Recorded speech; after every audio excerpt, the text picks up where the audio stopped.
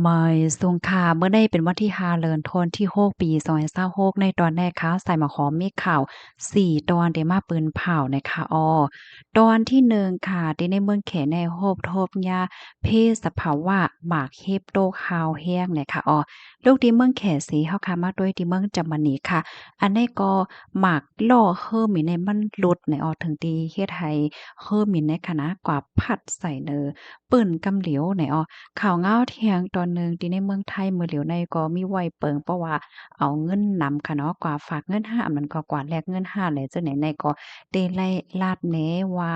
เตเอาเงินในกว่าแฮงเอาเงินติไหลมาว่าสังว่าจังได๋ค่ะเที่ยงตอนหนึ่งซ้ำเป็นที่เมืองอินเดียค่ะไฟไหม้รถกาตั้งนำตั้งหลายอ่อนตั้งเปิ้นได้ก็เฮาค่ะมาถ่อมด้วยข่าวโหในอ่อนตั้งเนาะมาด้วยสายงานเงาลายดีเมืองแขอ่อนตั้งเนี่ยค่ะมาเฮ็บโตฮาวแฮงค่ะ เมื่อวันที่4เดือนธันวาคมที่6ปี2026แน่มีข่าวงาออกมาว่าไลเกิดขึ้นเปิงเป็นหมากเฮบโตคาวแห้งตีเว้งหลางฟางเว้งหลงเหอเป่ยค่ะ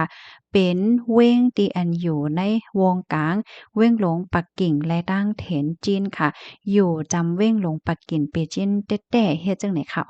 หมากเฮ็บหลงตกตีในเว้งหลางฟางในอาคา มันก็ตกได้ตกวายเฮ็ดจังได๋เนาะถึงดีเตอเคิกต่อ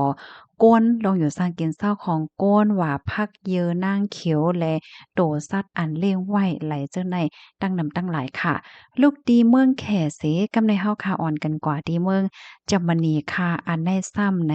เป็นเพกึ่งกลางฝ่ายตั้งเฮอหมินเมื่อวันที่4เดือนธันวาคมที่6ปี2026ในมีข่าวงาออกมาว่าเฮอหมิน Boeing 787เก่า Dreamliner เนี่ยค่ะเป็นของสายการบิน Lufthansa ไล่เป็นเพกึ่งกลางเสียก่อนเลยค่ะพรตุ้มย้อนกว่านำอยู่เหมือนกันในหมากล่อตั้งนามันในขณะมันไหลมันเหตุการณ์เฮ็ดจังเนี้ยค่ะถึงดีเฮ็ดให้เฮิ่มนี่เนี่ยค่ะซัมโปพัดพัดปื้นกว่าจังไหนค่ะลอกได้ก็เฮ็ดให้อันเป็นเฮอร์มิน LX 450เส้นตั้ง Frankfurt Los Angeles ในก็ไล่เปิ้นเผายกเลิกกว่าในวันนั้นค่ะเปิดตาให้ผู้มีบุญพรเขาเข้ามากดทัดลองลู่ลองซุ่มในปอกำไนเฮ็ดให้เปิงเป็นปอกำไนมีก้นรู้สึงสาใจมันก็ก้นเลยรับรองตั้งเจ็บว่าเฮ็ดจังได๋คะอันที่มันไกวกว่าในเป็นอีหังพองในนั้นได้ก่อตั้งไผผู้มีบุญพรเขาเดทัดโดยเถียงกำหนึ่งเฮ็ดจังได๋คะนะ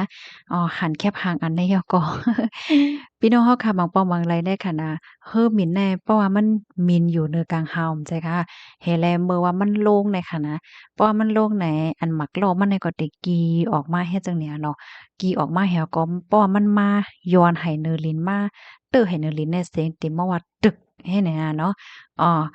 น่ะมันเพราะว่าเฮอมินต่างลำได้มันมีปัญหามันมีร้องข้องคำเนี่ยมันก็เป็นทางนั้นอะเนาะเฮาแต่ใกล้ได้ยินข่าวบางปอบางไรเฮอมินลงมาแหวก็เฮอแองก็อันเป็นมักล้อมันกี่ออกมามักล้อมันเหตุการณ์อันนี้มันก็เฮ็ดให้โตเฮอมินเนี่ยพาดไหปืนเฮ็ดจังเนี่ยเนาะก้อยก็ว่าเปิงเป็นโปรแกรมในกรรมเลยมันเป็นเมื่อพ้องที่เฮอมินได้กึดไว้อยู่ ดีกว่าเฮิ่มมีนเฮ็ดจั่งใดอ้อลูกดีข่าวเงาโหนจั่งซี้แลกำในเฮาค่ะมารับถมด้วยข่าวเงาแทงตอนหนึ่งค่ะมาถมด้วยข่าวเงาดีเมืองไทยค่ะมื้อเหลียวในผู้ใหญ่ก้นหลงฝ่ายป่านเย่เงินเขาค่ะเปิ้นก็เลยออกมาว่าผู้ลี้ภัยเสมว่าสอนจังหนังว่าเอาเงินก้อนใหญ่ก้อนหลง5,000,000ว่าจังเนี่ยเนาะมาฝากอันมันก็มาแลกเงินไหลจังไหนในเปิ้นได้ถามลองตั้งลายโหย่อยยำมันยาวใน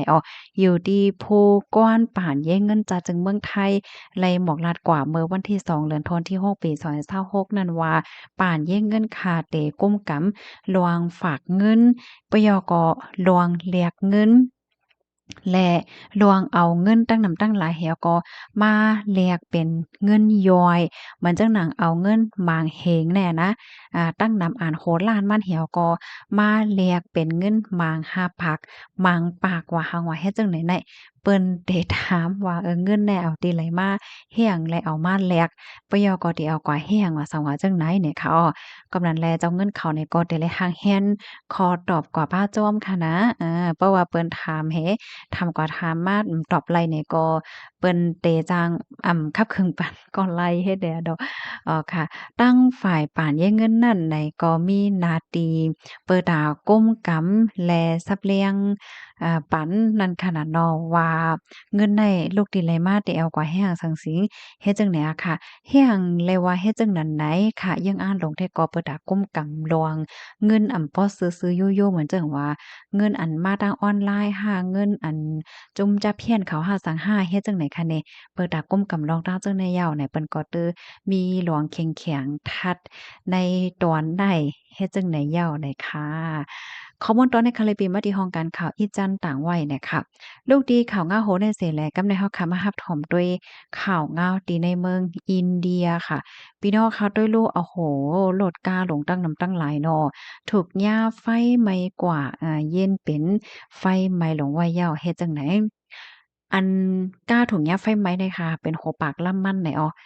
เมื่อวันที่4เดือนธันวาคมที่6ปี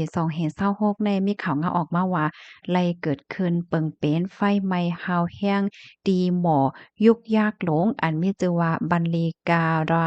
ในตั้งปอตอนใต้ของเว้งเจยนใน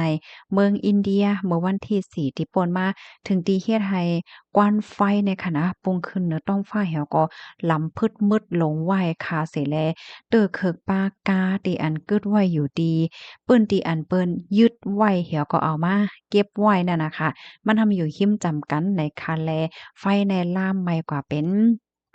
มัวโคปากลำจังไหนลูกกวนตั้งฝ่ายภูมิพลพรเขาลาดว่าโตนต่อไฟในได้ก่อมันเกิดขึ้นที่ในหม้อยุกยักนั่นเสียก็ลุกลามไม่กว่าหนังไว้ไผ่ค่ะลามไม่กว่าถึงตีอันเก็บไว้กาของภูมิพลพรตีเว้งเจียนนายเขานั่นเฮ็ดจังไหนอ้อเปิ้นตีที่นั้นนั่นไหนก็มีกาอันมากกึดไว้อยู่ในเป็นลายปากล่ำเฮ็ดจังไหนค่ะนะ ในกาจังในอันถุงหญ้าไฟไหม้กว่าในก็เป็นปากล่ำจังหนึ่งว่านั่นอย่าว่ามันไหม้หมดอะพี่น้องเขาจึงเฮาหันติในแคบหางในเหย้าเนี่ยค่ะอยู่ดีภูมิพลพรฝ่ายแขไฟเขาเนี่ยก็เลยเอาตั้งนำตั้งหางเหมาโคดหมอดแขไฟและใจเข้าย่ำเป็นหลายชั่วโมงจังกวยก้มทิ้งไฟไหลเฮ็ดจังไหนอ้อก้นอันลู่เซงมันก้นเจ็บแต่ก็มีเนี่ยค่ะก้อยน่ะเพราะว่ามานับสวนด้วยลวงลู่ลวงซุ่ม ในได้ก็เตเลยว่านำได้ยาวเฮ็ดจังไหนอ้อเมื่อเหลียวดังไฟภูมิพลพรเขาในก็เตสืบกดทัดลองตั้งไล่หัวย่อยย่ำมันแทงสืบกว่าวันในยาวค่ะข้อมูลตัวในคาเลปีมาที่ห้องการข่าววอฟอรัมต่างไว้ในอ้อเพไฟค่ะเนาะพี่น้องเฮาค่ะโอ้ด้วยลูกกาในมันใหม่แต่เดแม่เหมาขี่ขึ้นได้เหมือนจ้างเฮาค่ะอยู่เนาะจังว่านั้นค่ะไม่หมานจังได๋ไม่หมดค่ะเนาะเอาค่ะยินจมพี่น้องค่ะกูก็ดีครับถอนปันแห้งค่ะอ้อย้อนให้อยู่ได้กินหวานแลหลอดเพกันค่ะไม่สูงค่ะ